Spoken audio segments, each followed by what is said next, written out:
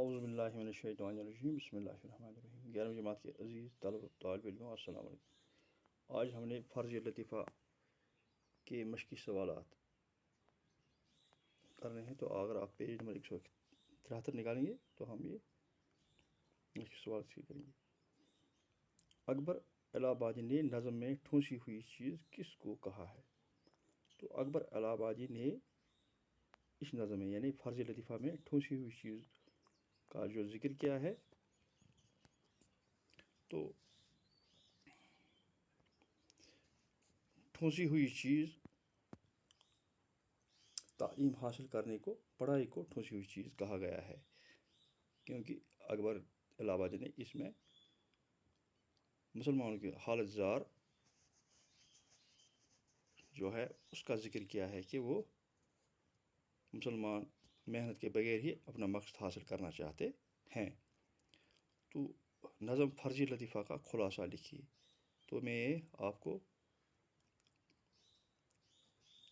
Document کے طور پر بھیج رہا ہوں۔ اس میں اس کا فرضی لطیفہ کا خلاصہ یہ ہے کہ مسلمان محنت کے بغیر ہی ہر ایک چیز حاصل کرنا چاہتے ہیں۔ تو اس میں ایک عاشق کا ذکر کیا گیا ہے جس کو محبوب حاصل کرنے کے لیے، اپنی محبوبہ حاصل کرنے کے لیے ایم اے پاس کرنے کو کہا گیا تھا، لیکن اس نے وہ ٹھکرا دیا کہ مجھے یہ منظور نہیں ہے۔ تو تیسرا اکبر کی نظم نگاری کا محسن بیان کیجیے، تو یہ بھی میں ڈاکومنٹ کے طور پر آپ کو بھیج رہا ہوں واٹس ایپ پر۔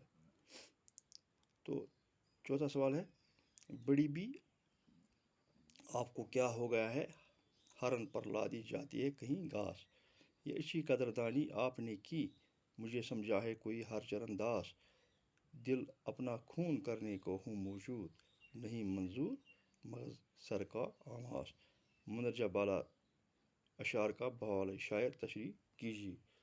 تو جو یہ مندرجہ بالا شعر ہے، تو یہ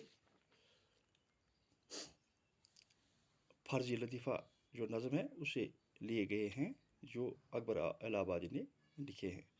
تو اس میں یہی کہا گیا ہے کہ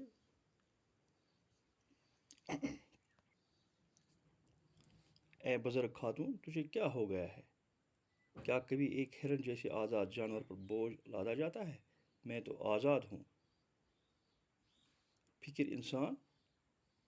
بے فکر انسان ہوں، مجھ پر کتابوں اور محنت کا بوجھ اٹھایا نہیں جا سکتا ہے۔ تو اسی طرح آپ یہ دوسرا جو شعر ہے، اس میں یہ اچھی قدردانی آپ نے کی، مجھے سمجھا ہے کچھ ہر چرنداز، تو اس میں آپ خود اس کی تشریح کر سکتے ہیں۔ تو اس کا لکھنا ہے کہ یہ جو شعر ہے یہ الہ اکبر کی ایک نظم فرضی لطیفہ سے لیا گیا ہے، جس میں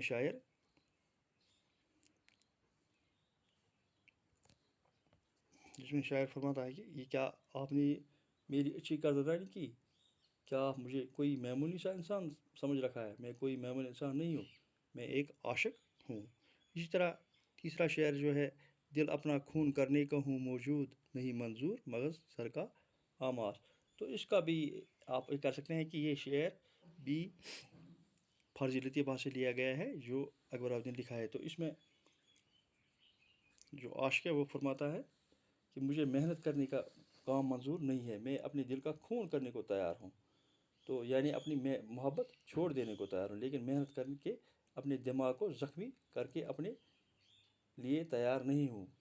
یہ نظم کا اہم شعر ہے۔ اس شعر میں مرکزی خیال سامنے آتا ہے کہ کوئی حالی مسلمان اپنے مقصد کے اپنی مقصد چھوڑ سکتا ہے، لیکن جدوجہد، محنت، کوشش اور تدبیر سے کام نہیں لیتا، یہ سب کچھ بغیر کوشش اور محنت کے حاصل کرنا چاہتا ہے۔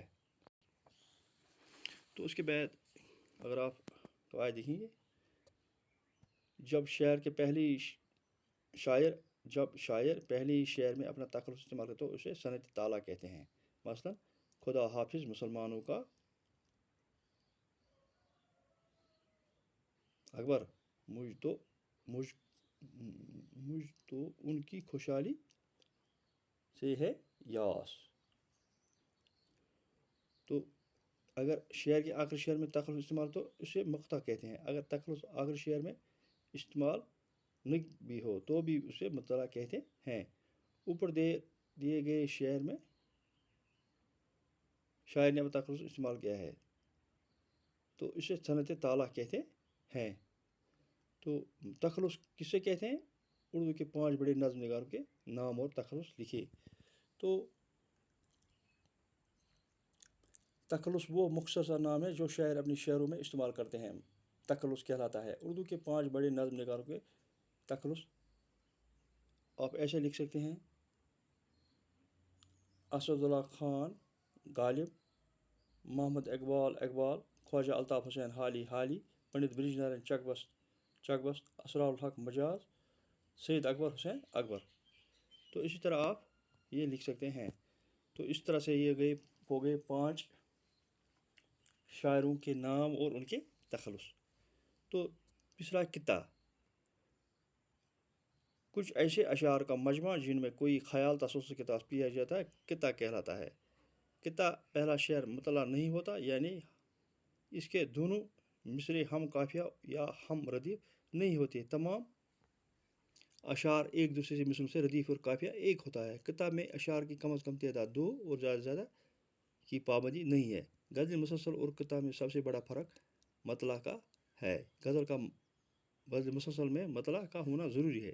دوسرا یہ کہ قطع میں اشعار ایک دوسرے کے ساتھ ہم باہم پیوست ہوتے ہیں، جبکہ غزل کا شعر ایک ہی معنوی اکائی ہوتا ہے، یعنی ہر شعر کا الگ الگ معنی ہوتا ہے۔